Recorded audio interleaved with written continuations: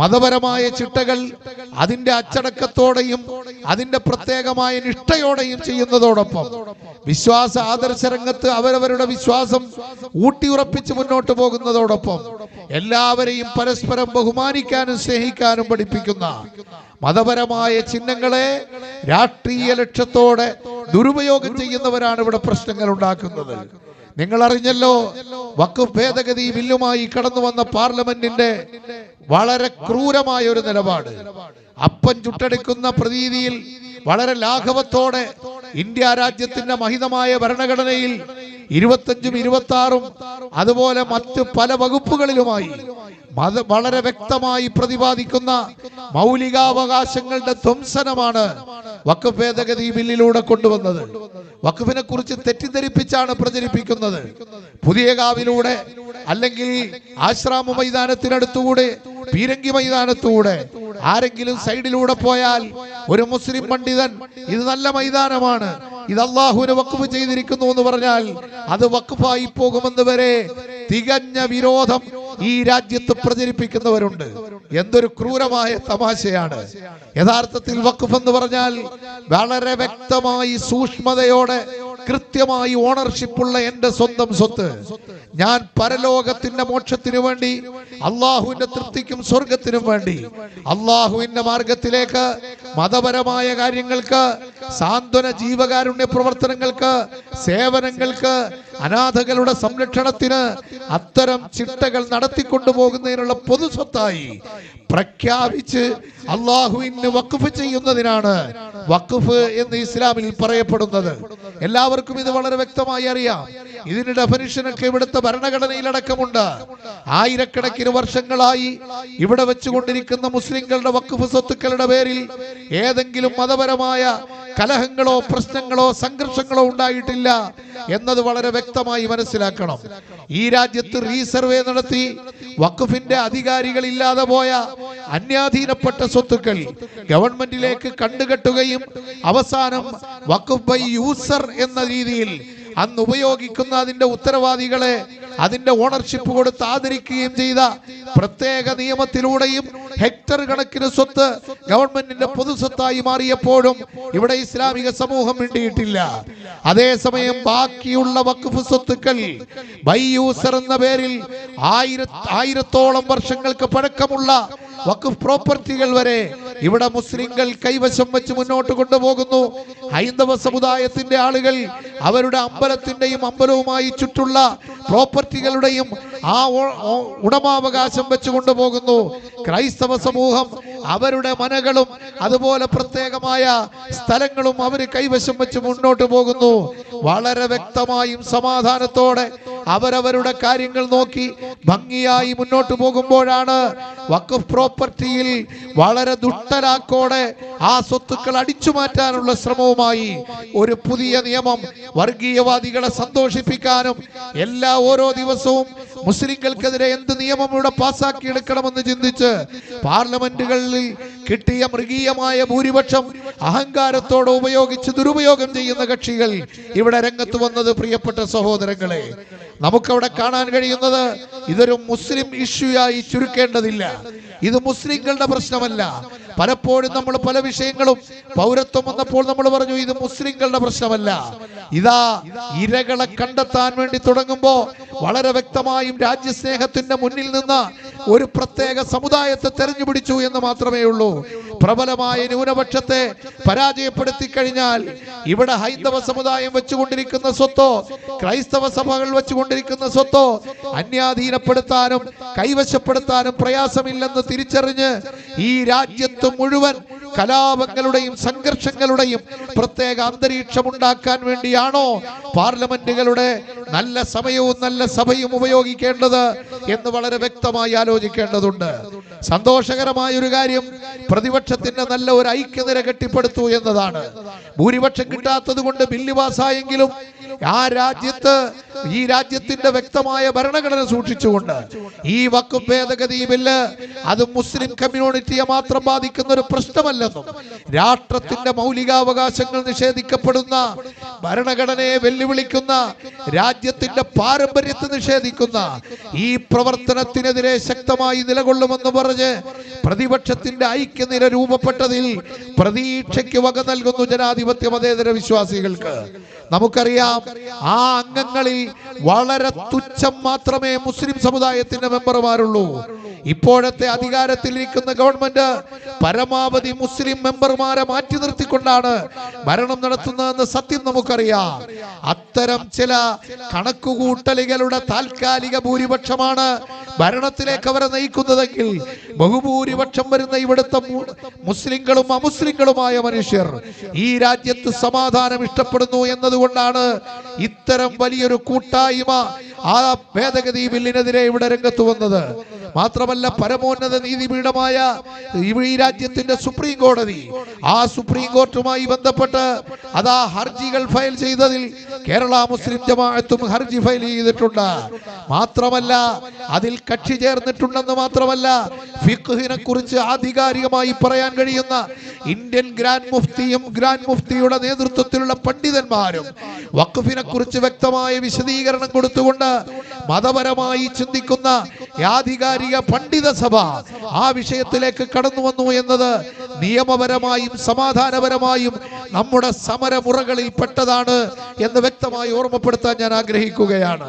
പ്രിയപ്പെട്ട സഹോദരങ്ങളെ, ആ വഖഫ് ഭേദഗതി ബില്ലിന്റെ നിയമപരമായ വിഷയങ്ങൾ ഹർജിയിലൂടെ കൈകാര്യം ചെയ്യുന്നതോടൊപ്പം ഈ ഭേദഗതി ബില്ലുമായി കടന്നു വന്നവരുടെ ദുഷ്ട ലക്ഷ്യം ഈ സമൂഹത്തിന് മനസ്സിലാക്കി കൊടുക്കാനും രാജ്യത്തെ ഉന്നതമായ മഹിതമായ പാരമ്പര്യം നിലനിൽക്കണമെന്ന് ആഗ്രഹിക്കുന്ന മുഴുവൻ ആളുകളും ഇത്തരം ശ്രമങ്ങൾക്കെതിരെ കരുതിയിരിക്കണമെന്നും വളരെ വ്യക്തമായും ജനാധിപത്യപരമായ സമാധാനപരമായ മാർഗത്തിൽ പ്രതികരിക്കണമെന്നുമാണ് നമുക്ക് ഓർമ്മപ്പെടുത്താനുള്ളത്.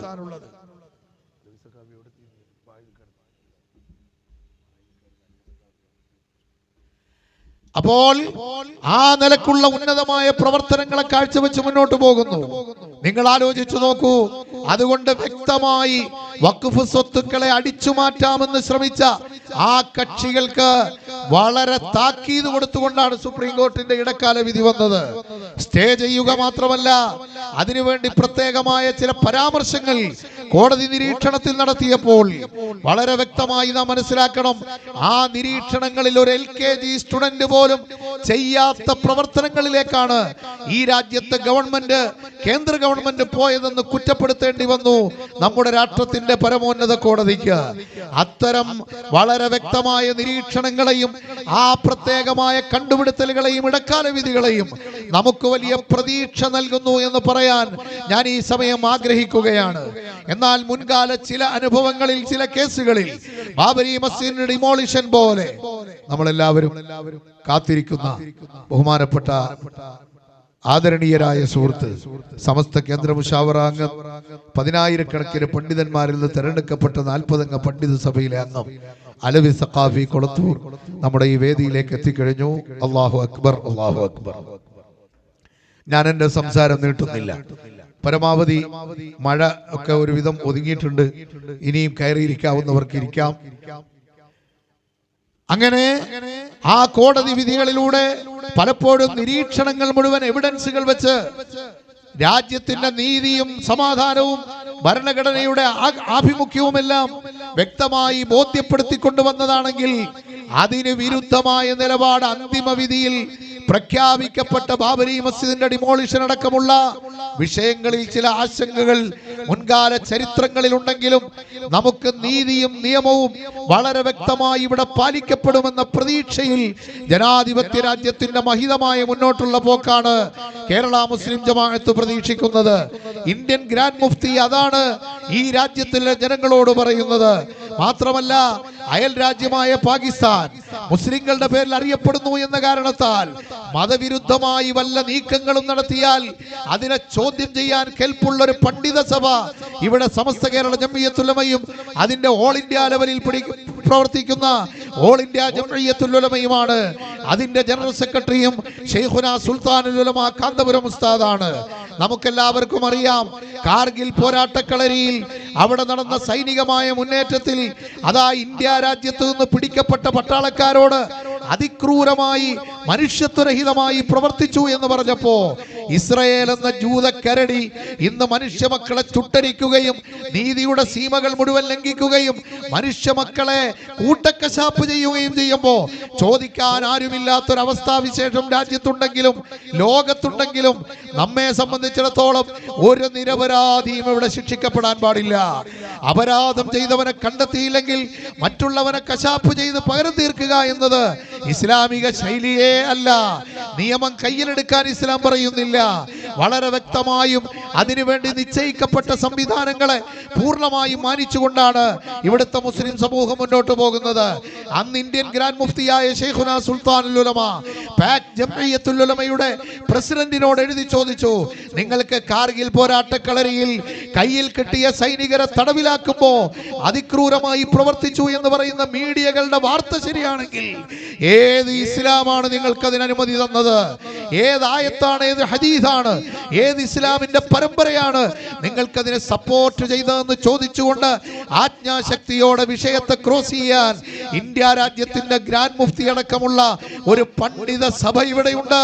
അതാണ് സമസ്ത കേരള ജംഇയ്യത്തുൽ ഉലമ 100ാം വാർഷികം ആഘോഷിക്കാൻ പോകുന്ന സെന്റിനറി ആഘോഷങ്ങളുടെ ഭാഗമായി ആദർശ കളരിയിൽ നമ്മളെല്ലാവരും ഒരുമിച്ച് കൂടിയിരിക്കുന്ന ഈ വേദി സൃഷ്ടിച്ച മഹത്തായ പ്രസ്ഥാനം.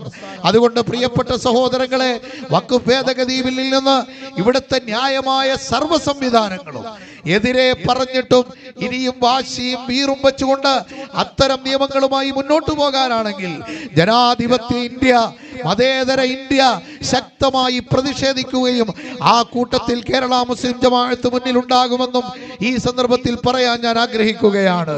ഒരു കാര്യം കൂടി പറഞ്ഞ് ഞാൻ എൻ്റെ സംസാരം നിർത്തുന്നു. നമ്മുടെ രാജ്യത്ത് വളരെ വില്ലനായി അവതരിപ്പിക്കപ്പെട്ടിരിക്കുന്ന അല്ലെങ്കിൽ ക്രൂരമായ നേതൃത്വം നൽകുന്ന ലഹരിക്കടിമപ്പെട്ട് മാതാപിതാക്കളെയും ഗുരുക്കന്മാരെയും സാധാരണ പാവപ്പെട്ട ജനങ്ങളെയും വരെ അതിക്രൂരമായി കൊല ചെയ്തു കളയുന്ന, ചുറ്റിക കൊണ്ട് തലക്കടിച്ചു കൊല്ലാമെന്നും അതുപോലെ കഴുത്തറുത്തു കൊല്ലാമെന്നും അത് സ്വന്തം ഉമ്മയാണെങ്കിലും പ്രശ്നമില്ലെന്നും ചിന്തിക്കുന്ന, ലഹരി ബാധിതമായ മനസ്സകം വിട്ട, തലയ്ക്ക് ഭ്രാന്ത് പിടിച്ച, ആ ഭ്രാന്ത് മനുഷ്യത്വരഹിതമായ രീതികൾക്ക് ഉപയോഗിക്കുന്ന നമ്മുടെ കേരളത്തിന്റെ വർത്തമാനകാല രീതികൾ വളരെയധികം അനാശാസ്യ പ്രവർത്തനങ്ങൾക്ക് രാജ്യത്ത് കോപ്പുകൂട്ടുന്നു എന്ന് നമുക്കറിയാം. അതിനുവേണ്ടി നമ്മുടെ പ്രസ്ഥാനത്തിന്റെ നിലപാട് വിദ്യാർത്ഥി സംഘടനയായ Kerala state Sunni students federation ക്യാമ്പസുകളിലൊക്കെ അടിപ്പെട്ടു പോയ വിദ്യാർത്ഥികളെ മോചിപ്പിക്കുന്നതിന് എന്ത് വഴിയാണ്, ശരിയുടെ കൂടെ അവരെ കൊണ്ടുവരാനും വളരെ വ്യക്തമായി ബോധവൽക്കരണം നടത്തി ക്യാമ്പസുകളിൽ വളരെ ലഹരി മുക്തമായ ഒരു ക്യാമ്പസ് ആക്കുന്നതിന് വേണ്ടിയുള്ള കഠിനാധ്വാനം നടത്താൻ സമസ്ത കേരള ജംഇയ്യത്തുൽ ഉലമയുടെ അനുമതിയോടെ SSF ക്യാമ്പസുകളിൽ പ്രവർത്തിക്കുമ്പോൾ നാട്ടിൻ പ്രദേശങ്ങളിലെ പ്രവർത്തകരായ വിദ്യാർത്ഥികളിലും മറ്റു വിദ്യാർത്ഥികളിലും അതിന്റെ ഉത്ബോധനം നടത്തുമ്പോൾ പ്രിയപ്പെട്ട സഹോദരങ്ങളെ, യുവാക്കൾ സമസ്ത കേരള സുന്നി യുവജന സംഘത്തിന്റെ ആഭിമുഖ്യത്തിൽ ജീവിതമാണ് ലഹരി എന്ന് പ്രഖ്യാപിച്ചുകൊണ്ട് ജീവിതത്തിന്റെ ഉത്തരവാദിത്തങ്ങളിലേക്ക് കടന്നു വരാനും സന്മാർഗത്തിലേക്കും നല്ല പ്രവർത്തനങ്ങളിലേക്കും സാന്ത്വന വേദികളിലേക്കും നിങ്ങളുടെ ലഹരിയായി ജീവിതത്തെ ഉപയോഗിക്കണമെന്ന് വ്യക്തമായി പഠിപ്പിച്ചുകൊണ്ട് അതിന് മാർഗനിർദ്ദേശം നൽകുകയും ചെയ്ത് ലഹരിക്കെതിരെയുള്ള ശക്തമായ പോരാട്ടം നടത്തുന്നു. മനുഷ്യർക്കൊപ്പമെന്ന് ആദർശ കേരളം സൃഷ്ടിച്ച ഈ മഹത്തായ പ്രയാണത്തിലും കർമ്മസാമയികത്തിന് പേരിട്ടത് മനുഷ്യരെ മനുഷ്യരായി കാണാൻ, സമസൃഷ്ടികളെ പോലും സ്നേഹിക്കണമെന്ന് പറഞ്ഞ പരിശുദ്ധ ഇസ്ലാമിന്റെ വീക്ഷണത്തിൽ വ്യക്തമായ ധാരണയോടെ ഈ രാജ്യത്ത് ലഹരിമുക്തമായ ഒരു നല്ല അന്തരീക്ഷം സൃഷ്ടിക്കണമെന്ന് വ്യക്തമായി നേതൃത്വം കൊടുത്തുകൊണ്ടാണ്. എന്നാൽ പ്രിയപ്പെട്ട സഹോദരങ്ങളെ, ഗവൺമെന്റുകൾ അതിലേക്ക് വരികയും പോലീസിന്റെയും അധികാരികളുടെയും ശ്രദ്ധ അതിലേക്ക് ആപതിച്ച് വളരെ വ്യക്തമായി രംഗത്ത് വരികയും ചെയ്തില്ലെങ്കിൽ ഇതിനെ നിയന്ത്രിക്കാൻ പറ്റുകയില്ലെന്ന് അവരോട് താക്കീത് നൽകാനും ഉണർത്താനും നമ്മുടെ പ്രസ്ഥാനത്തിന് കഴിഞ്ഞിട്ടുണ്ട്. മാത്രമല്ല, നിങ്ങൾ മനസ്സിലാക്കണം, ഇത്തരം പ്രവർത്തനങ്ങളുമായി കടന്നു വരുമ്പോ ലഹരിക്കെതിരെ എന്ന് വ്യക്തമായ ബാനർ വെക്കുകയും പ്രവർത്തനങ്ങളെ ആവിഷ്കരിക്കുകയും ചെയ്യുന്ന ഗവൺമെന്റുകൾ അതാ മദ്യം വിൽപ്പനയിലൂടെ കിട്ടുന്ന വരുമാനത്തിന്റെ കാര്യം വരുമ്പോ അതിലേക്ക് കണ്ണ് മഞ്ഞളിച്ചു പോകുന്ന വിരോധാഭാസത്തിൽ നിന്ന് മനുഷ്യത്വമോർത്ത് മാറി നിൽക്കണമെന്നുകൂടി സർക്കാരുകളെ ഓർമ്മപ്പെടുത്തി ഈ ലഹരി വിരുദ്ധ പ്രതിജ്ഞയുമായി SSFന്റെ പ്രവർത്തകർ ക്യാമ്പസുകളിലും യുവാക്കൾ കർമ്മരംഗത്തും ഇറങ്ങിയ ഈ മഹത്തായ പ്രസ്ഥാനം അതിന്റെ നയനിലപാടുകളുമായി മുന്നോട്ട് പോവുകയാണ്. ഈ പ്രസ്താവനകളിലൊക്കെ ഇസ്ലാമിന്റെ പേരു പറഞ്ഞ ആരെങ്കിലും തെറ്റിദ്ധാരണാജനകമായി പ്രവർത്തനങ്ങളിലേക്ക് കടന്നു വന്നാൽ, മുമ്പ് ലഹരിയിലും ഇത്തരം ക്രിമിനൽ കുറ്റങ്ങളിലും കേട്ടുകേൾവി പോലും ഇല്ലാത്ത ഒരു സമുദായത്തെ പഴിചാരി ഈ സമൂഹത്തെ തെറ്റിദ്ധരിപ്പിക്കാൻ വേണ്ടി അത്തരം പേരുള്ള ആളുകൾ കടന്നു വരുമ്പോൾ അവരാപത്താണ്. അവരെ കുറിച്ച് വ്യക്തമായ വാണിംഗ് നൽകിയില്ലെങ്കിൽ പണ്ഡിത ധർമ്മം നിർവഹിക്കാൻ കഴിയില്ല. അതുകൊണ്ടാണ് ഞാൻ നേരത്തെ പറഞ്ഞ മതരാഷ്ട്രവാദത്തിന്റെ വക്താക്കളായ ജമാഅത്തെ ഇസ്ലാമി പോലെയുള്ള പ്രസ്ഥാനങ്ങൾക്കെതിരെ അവരുടെ പ്രത്യേകമായ ചില തുരുപ്പു ചീട്ടുകളുമായി സാന്ത്വന പ്രവർത്തനങ്ങളുമായി 101 വീടുകൾ വെച്ചു കൊടുക്കുമെന്ന് പറഞ്ഞ് തണലും നിഴലുമൊക്കെയായി നമ്മുടെ നാട്ടിലേക്ക് മഹല്ലുകളിലേക്ക് ഇറങ്ങി വരുമ്പോ ഉള്ളിലിരിക്കുന്ന ആശയപാപ്പരത്വവും വിഷവും മനസ്സിലാക്കി പ്രവർത്തിച്ചില്ലെങ്കിൽ നമ്മുടെ സമൂഹത്തിന്റെ ജീവനേക്കാൾ ഉപരി വായുവിനേക്കാൾ ഉപരി നമ്മൾ വില നൽകുന്ന ആദർശം, ആ ആദർശം അതിലൂടെ ഒലിച്ചു പോവുകയും മരണമില്ലാത്ത പരലോകത്തെ നിതാന്ത ജീവിതം നഷ്ടത്തിലായി പോവുകയും ചെയ്യും. പ്രിയപ്പെട്ട സഹോദരങ്ങളെ, അത് മുഅ്മിനിന് ചിന്തിക്കാൻ പോലും കഴിയില്ല. മാത്രമല്ല, ഇത്തരം പ്രശ്നങ്ങൾ വരുമ്പോ അതിനെ പ്രതികരിക്കണമെന്ന് പഠിപ്പിച്ചതും പരിശുദ്ധ ഇസ്ലാമാണ്.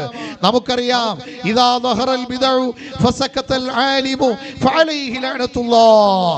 ബിദ്അത്ത് വെളിവായിട്ട് ആലിമു മിണ്ടാതിരുന്നാൽ അവന്റെ മേൽ അല്ലാഹുവിന്റെ ശാപം ഉണ്ടാകട്ടെ എന്നാണ്. അല്ലാഹുവിന്റെ ശാപം പിടിച്ചു പറ്റുക എന്ന ആ ദുര്യോഗം ലോകത്ത് സർവ്വതും നഷ്ടപ്പെടുന്നതിനേക്കാൾ വിശ്വാസിയായ മുസ്ലിമിന്, മുഅ്മിനിന് അത് ചിന്തിക്കാൻ പോലും പറ്റാത്ത വലിയ ഭീകരമായ നഷ്ടമാണ്. ആ നഷ്ടത്തിലേക്ക് ആപതിക്കാൻ പാടില്ല സമൂഹം അങ്ങനെ പോകാൻ പാടില്ല. അതുകൊണ്ടാണ് പണ്ഡിത സഭ ഇടയ്ക്കിടെ ഉണർത്തുപാട്ടായി കാണുന്ന ഏതെങ്കിലും പേക്കോലങ്ങളിലേക്ക് കയറിപ്പോകാതെ, നേരത്തെ പറഞ്ഞ ആശയ പാപ്പരത്വമുള്ള സംഘത്തിലേക്ക് പോകാതെ, ഇഹ്ദിനസ് സിറാത്തുൽ മുസ്തഖീം, ചൊവ്വായ പാതയിൽ ഞങ്ങളെ അടിയുറപ്പിച്ച് നിർത്തണമെന്ന് 17 തവണ നിർബന്ധമായും ഐച്ഛികമായി ധാരാളം തവണയും നമ്മൾ ഫാത്തിഹ സൂറത്തിൽ ഓതുന്നില്ലേ പ്രിയപ്പെട്ടവരെ? അതേതാണ് സിറാത്തുൽ മുസ്തഖീം? What is the right path? മാ ഹുവ സിറാത്തുൽ മുസ്തഖീം എന്നതിനല്ല അടുത്ത ആയത്ത് മറുപടി പറയുന്നത്. ആരുടേതാണ്? പരമ്പരയുടെ എവിഡൻസ് പ്രഖ്യാപിച്ചുകൊണ്ടാണ് സിറാത്തുൽ ലദീന അൻഅംത അലൈഹിം, നീ അനുഗ്രഹിച്ചവരുടെ പാത. ആരാണ് അനുഗ്രഹം സിദ്ധിച്ചവർ? മറ്റൊരായത്തിൽ വമയ്യുതിഇല്ലാഹ വറസൂൽ ഫഉലൈക മഅല്ലദീന അൻഅമല്ലാഹു അലൈഹിം മിനൻ നബിയ്യീന വസ്സുദ്ദീഖീന വശുഹദാഇ വസ്സാലിഹീൻ വഹസുന ഉലൈക റഫീഖാ. അവർ അല്ലാഹുവിന്റെ മാർഗ്ഗത്തിൽ ഈ ലോകത്ത് വലിയ മാതൃക സൃഷ്ടിച്ചവരാണ്. അവരാണ് അനുഗ്രഹം സിദ്ധിച്ചവരെന്ന് ഖുർആൻ വ്യക്തമായി പറയുകയാണ്. അവരാണ് ആഖിറത്തിലേക്കുള്ള നല്ല ചങ്ങാതിമാർ. മുഅ്മിനീങ്ങളെ ശ്രദ്ധിക്കണം, അവിടെ ഇസ്ലാമിന്റെ പ്രഖ്യാപനം നിർത്തിയില്ല.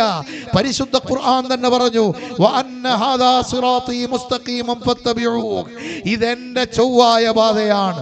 അല്ലാഹുവിന്റെ കലാമിൽ അല്ലാഹു പറയുന്നു ഫത്തബിഊഹ്, അതിനെ നിങ്ങൾ ഫോളോ ചെയ്യുക. വലാ തത്തബിഉസ് സുബുല, ഭ്രംശം സംഭവിച്ച മാർഗങ്ങളെ നിങ്ങൾ പിന്തുടരരുത്. അങ്ങനെ പിന്തുടർന്നാൽ ഫതഫറഖ ബികും അൻ സബീലി, അല്ലാഹുവിന്റെ മാർഗ്ഗത്തെ തൊട്ട് തെറ്റിപ്പോകും. ദാലികും വസ്വാകും ബിഹി ലഅല്ലകും തത്തഖൂൻ. അതാ മദ്രസ വിദ്യാർത്ഥി പോലും വൽ ആഖിബത്തു ലിൽ മുത്തഖീൻ വൽ ജന്നത്തു ലിൽ മുത്തഖീൻ, സ്വർഗ്ഗവും അന്തിമ വിജയവും എല്ലാം മുത്തഖീങ്ങൾക്കാണ്. ആ മുത്തഖീങ്ങളുടെ ഗണത്തിൽ നിങ്ങളാകണോ? ദുനിയാവിൽ എന്ത് നഷ്ടം വന്നാലും നമുക്കതല്ലേ സൂക്ഷിച്ചു നിൽക്കേണ്ടത്. ആ പരിശുദ്ധമായ മുത്തഖീങ്ങളുടെ ഗണത്തിൽ നിങ്ങളാകണമെങ്കിൽ ഇത് ശ്രദ്ധിച്ചേ പറ്റൂ എന്ന് വ്യക്തമായി പറയുകയും, ലാ തജിദു ഖൗമൻ യുഅ്മിനൂന ബില്ലാഹി വൽ യൗമിൽ ആഖിരി യുവാദൂന മൻ ഹദ്ദല്ലാഹ വറസൂല, അല്ലാഹുവിനോടും റസൂലിനോടും എതിരായ കക്ഷികളോട് സ്നേഹം വെക്കുന്നവരായി മുഅ്മിനീങ്ങളെ തങ്ങളെത്തിക്കൂല തങ്ങളെ. വലൗ കാനു ആബാഹും, അതവരുടെ സ്വന്തം പിതാക്കളായാലും ശരി, മക്കളായാലും ശരി, കുടുംബാദികളായാലും ശരി എന്ന് വിശുദ്ധ ഖുർആൻ വ്യക്തമാക്കുകയാണ്.